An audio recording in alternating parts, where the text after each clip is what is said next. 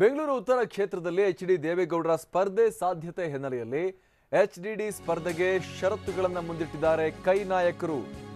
ನಾವು ಮೈತ್ರಿಕೂಟದಂತೆ ನಿಮಗೆ ಬೆಂಬಲವನ್ನ ಕೊಡಬೇಕು ಅಂತ ಹೇಳಿದ್ರೆ ಮೊದಲು ನಮ್ಮ ಬೇಡಿಕೆಗಳನ್ನ ಈಡೇರಿಸಿ, ಸ್ಥಳೀಯ ಕ್ಷೇತ್ರ ಸಮಸ್ಯೆಗಳು, ಅನುದಾನ ತಾರತಮ್ಯವನ್ನ ನಿವಾರಿಸಿ ಅಂತ ಬೆಂಗಳೂರು ಉತ್ತರ ಲೋಕಸಭಾ ಕ್ಷೇತ್ರ ವ್ಯಾಪ್ತಿಯ ಶಾಸಕರುಗಳು ಷರತ್ತುಗಳನ್ನ ಮುಂದಿಟ್ಟಿದ್ದಾರೆ. ಸಿದ್ದರಾಮಯ್ಯ ಮುಂದೆ ಷರತ್ತುಗಳನ್ನ ಮುಂದಿಟ್ಟಿದ್ದಾರೆ ಶಾಸಕರುಗಳು. ಎಸ್.ಟಿ. ಸೋಮಶೇಖರ್, ಬೈರತಿ ಬಸವರಾಜು, ಬೈರತಿ ಸುರೇಶ್ ಸೇರಿದಂತೆ ಕೆಲವು ಶಾಸಕರು ಷರತ್ತುಗಳನ್ನ ಮುಂದಿಟ್ಟಿದ್ದಾರೆ ಅನ್ನುವಂತ ಮಾಹಿತಿ ಈಗ ಲಭ್ಯವಾಗ್ತಾ ಇದೆ. ಬೇಡಿಕೆ ಈಡೇರಿಸಿದ್ರೆ ಜೆಡಿಎಸ್ ಪರ ನಾವು ಕೆಲಸ ಮಾಡ್ತೀವಿ, ಇಲ್ಲದೆ ಹೋದ್ರೆ ಕೆಲಸ ಮಾಡಲ್ಲ, ಮುಂದಿನ ನಿರ್ಧಾರವನ್ನ ತಿಳಿಸಬೇಕಾಗತ್ತೆ ಅನ್ನುವಂತ ಮಾತನ್ನ ಹೇಳ್ತಾ ಇದ್ದಾರೆ.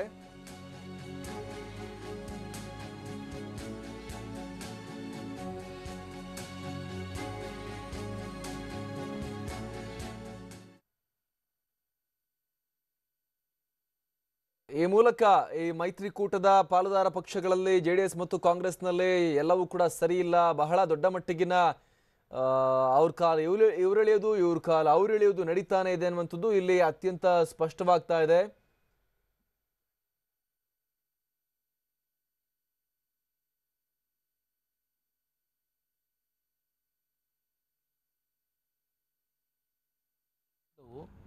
ಏಳು ಜನನು ನಾವು ಒಟ್ಟಿಗೆ ಸೇರಿ ಮಾಡ್ತೀವಿ ಅಂತಕ್ಕಂಥ ತೀರ್ಮಾನ ಮಾಡಿದ್ದೇವೆ.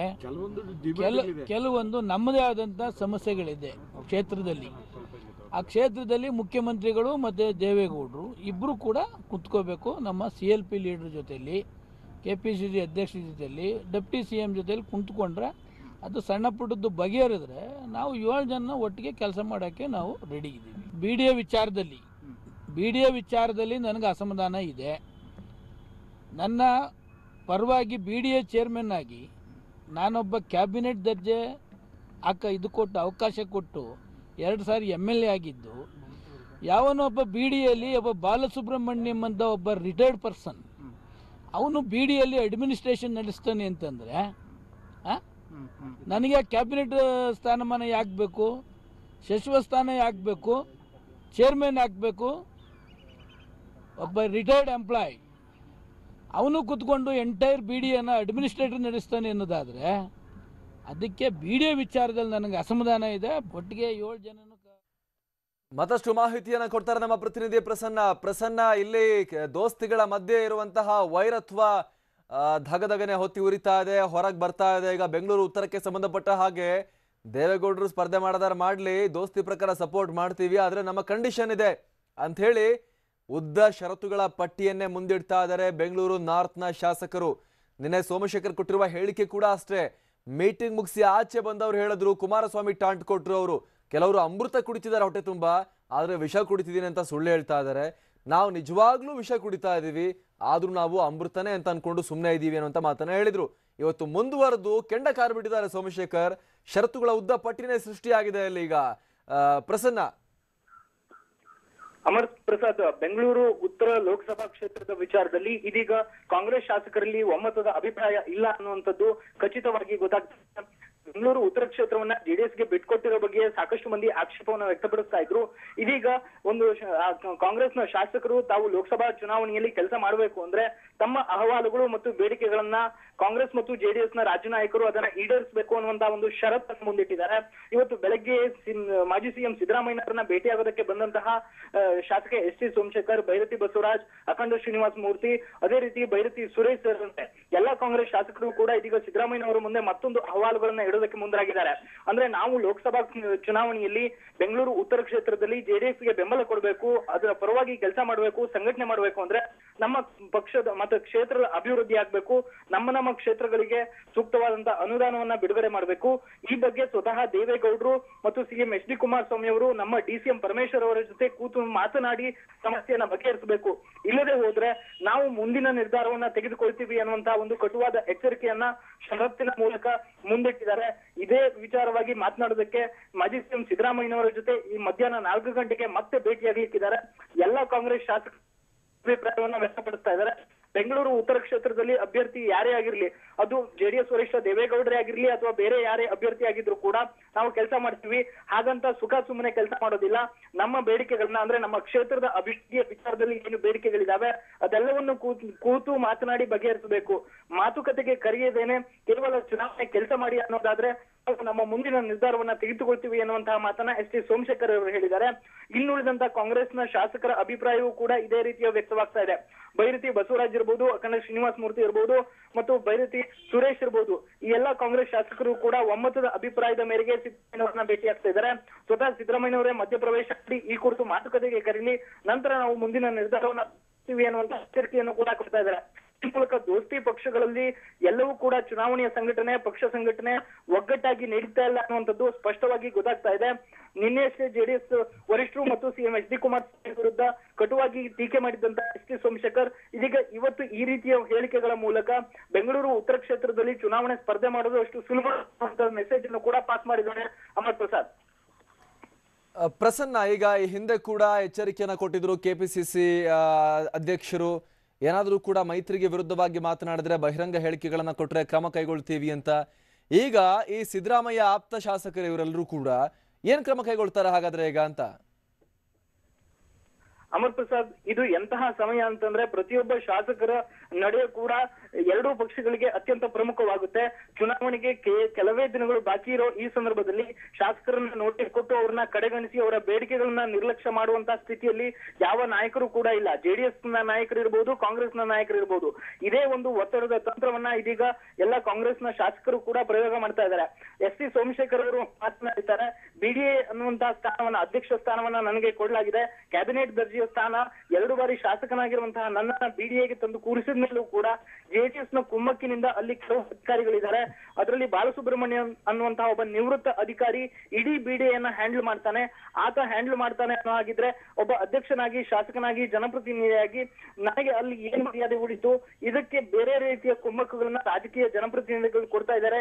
ಈ ಬಗ್ಗೆಯೂ ಕೂಡ ಮಾತುಕತೆ ಆಗ್ಬೇಕು ಅನ್ನುವಂತಹ ಒತ್ತಡವನ್ನ ಸೋಮಶೇಖರ್ ಅವರು ಹೇಳಿದ್ದಾರೆ.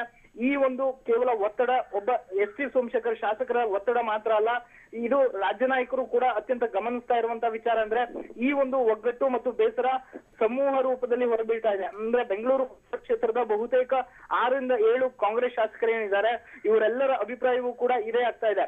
ನಮ್ಮ ಕ್ಷೇತ್ರಕ್ಕೆ ಅನುದಾನ ಸಿಗ್ತಾ ಇಲ್ಲ, ನಮ್ಮ ಕ್ಷೇತ್ರದ ಅಭಿವೃದ್ಧಿ ವಿಚಾರದಲ್ಲಿ ಯಾರು ಕೂಡ ಮೈತ್ರಿ ಸರ್ಕಾರದಲ್ಲಿ ಮಾತುಕತೆ ಆಗ್ತಾ ಇಲ್ಲ. ಈ ಹಿನ್ನೆಲೆಯಲ್ಲಿ ನಮ್ಮನ್ನ ಮಾತುಕತೆಗೆ ಕರೀರಿ, ಮಾತುಕತೆ ನಂತರವಷ್ಟೇ ನಾವು ಮುಂದಿನ ತೀರ್ಮಾನವನ್ನ ಚುನಾವಣೆಯಲ್ಲಿ ಯಾವ ರೀತಿ ಪಕ್ಷ ಸಂಘಟನೆ ಮಾಡಬೇಕು ಅನ್ನುವಂತ ಕೆಲಸವನ್ನ ಮಾಡ್ತೀವಿ ಅನ್ನುವಂತ ಎಚ್ಚರಿಕೆಯನ್ನ ಕೊಡ್ತಾ ಇದ್ದಾರೆ ಅಮರ್ ಪ್ರಸಾದ್. ಈಗ ಈ ಪರಿಸ್ಥಿತಿ ಹೀಗಿರೋದ್ರಿಂದಾಗಿ ದೇವೇಗೌಡರು ಆಲ್ರೆಡಿ ಯೋಚನೆ ಮಾಡ್ತಾ ಇದ್ರು, ತುಮಕೂರ ಬೆಂಗಳೂರು ನಾರ್ಥ ಬಹಳ ಚಿಂತೆಯಲ್ಲಿದ್ದಾರೆ ಅನ್ನುವಂಥ ಮಾತಿತ್ತು. ನಗರ ಸೇಫ್ ಅಲ್ಲ, ತುಮಕೂರಿಗೆ ಹೋಗ್ಬೋದು ಅನ್ನೋ ಬಗ್ಗೆ ಕೂಡ ಚರ್ಚೆ ನಡೀತಾ ಇತ್ತು. ಬೆಂಗಳೂರು ನಾರ್ತಲ್ಲಿ ಈಗ 5 ಜನ ಕಾಂಗ್ರೆಸ್ MLAಗಳಿದ್ದಾರೆ, ಒಬ್ರು ಬಿಜೆಪಿ, 2 JDS. ಹಂಗಿರ್ಬೇಕಾದ್ರೆ ಇಷ್ಟೆಲ್ಲ ಗೊಂದಲ ಇರಬೇಕಾದ್ರೆ ಯಾವ ಧೈರ್ಯದ, ಅದು ಕೂಡ ಸಿದ್ದರಾಮಯ್ಯ ಬೆಂಬಲಿಗರಲ್ಲಿ ಶಾಸಕರಿದ್ದಾರೆ ಸುಮಾರು ಜನ, ಹೆಂಗಿರ್ಬೇಕಾದ್ರೆ ಯಾವ ಧೈರ್ಯದ ಮೇಲೆ ದೇವೇಗೌಡರು ಇಲ್ಲಿ ಬಂದು ಮುಂದಾಗ್ತಾರೆ ಅಂತ? ಹೌದು ಅಮರ್ ಪ್ರಸಾದ್, ಈ ಎಲ್ಲ ವಿಚಾರಗಳನ್ನ ಮತ್ತು ಅಂಶಗಳನ್ನು ಕೂಡ ಕೂಲಂಕುಷವಾಗಿ ಜೆಡಿಎಸ್ ನಾಯಕರು ಪರಿಶೀಲನೆಯನ್ನ ಮಾಡ್ತಾ ಇದ್ದಾರೆ. ಕಾಂಗ್ರೆಸ್ ನಾಯಕರು ಕೂಡ ಇದೇ ವಿಚಾರವಾಗಿ ನಿನ್ನೆ ಕೃಷ್ಣ ಬೈರೇಗೌಡ ಅವರ ನೇತೃತ್ವದಲ್ಲಿ ಅವರ ನಿವಾಸದಲ್ಲಿ ಸಭೆಯನ್ನ ಕರೆಯಲಾಗಿತ್ತು. ಈ ಸಭೆಯಲ್ಲಿ ಜೆಡಿಎಸ್ ಶಾಸಕರು ಕೂಡ ಭಾಗಿಯಾಗಿದ್ರು. ಬೆಂಗಳೂರು ಉತ್ತರ ಲೋಕಸಭಾ ಕ್ಷೇತ್ರದ ಯಾವೆಲ್ಲ ಶಾಸಕರಿದ್ದಾರೆ ಎಲ್ಲಾ ಶಾಸಕರು ಕೂಡ ಭಾಗಿಯಾಗಿ ತಮ್ಮ ಒಮ್ಮತದ ಅಭಿಪ್ರಾಯವನ್ನು ವ್ಯಕ್ತಪಡಿಸಿದ್ದಾರೆ. ಅಭ್ಯರ್ಥಿ ಯಾರು ಅನ್ನೋ ಬಗ್ಗೆ ಇನ್ನೂ ಕೂಡ ಅಂತಿಮ ತೀರ್ಮಾನ ಆಗಿಲ್ಲ. ಈ ಸಂದರ್ಭದಲ್ಲಿ ಎಸ್ ಟಿ ಸೋಮಶೇಖರ್ ಮತ್ತು ಉಳಿದಂತಹ ಕಾಂಗ್ರೆಸ್ ಶಾಸಕರ ಈ ಹೇಳಿಕೆಗಳೇನಿದಾವೆ ಇದನ್ನ ಸಿದ್ದರಾಮಯ್ಯನವರು ಯಾವ ರೀತಿ ನಿಭಾಯಿಸ್ತಾರೆ, ಅಂದ್ರೆ ಕೇವಲ ಸಮಾಧಾನ ಮಾಡ್ತಾರ ಅಥವಾ ಮಾತುಕತೆ ಆಗ್ಬೇಕು ಅನ್ನುವಂತಹ ಆ ಒಂದು ಒತ್ತಡಕ್ಕೆ ಅವರು ಕೂಡ ಮತ್ತಷ್ಟು ನೀರು ಗೊಬ್ಬರ ಹಾಕಿ ಅದನ್ನ ಬೆಳೆಸ್ತಾರ ಅನ್ನುವಂಥದ್ದು ಅತ್ಯಂತ ಪ್ರಮುಖ ಅಂಶವಾಗುತ್ತೆ. ಹೀಗಾಗಿ ಇವತ್ತು 4 ಗಂಟೆ ಸುಮಾರಿಗೆ ಸಿದ್ದರಾಮಯ್ಯನವರನ್ನ ಭೇಟಿ ಮಾಡಲಿರುವಂತಹ ಎಸ್ ಟಿ ಸೋಮಶೇಖರ್, ಬೈರತಿ ಬಸವರಾಜ್, ಅಖಂಡ ಶ್ರೀನಿವಾಸ ಮೂರ್ತಿ, ಬೈರತಿ ಸುರೇಶ್ ಈ ಎಲ್ಲಾ ಶಾಸಕರು ಯಾವ ರೀತಿ ಸಿದ್ದರಾಮಯ್ಯನವರ ಮಾತನ್ನ ಕೇಳ್ತಾರೆ ಅನ್ನುವಂಥದ್ದು ಕೂಡ ಅತ್ಯಂತ ಪ್ರಮುಖ ಅಮರ್ ಪ್ರಸಾದ್.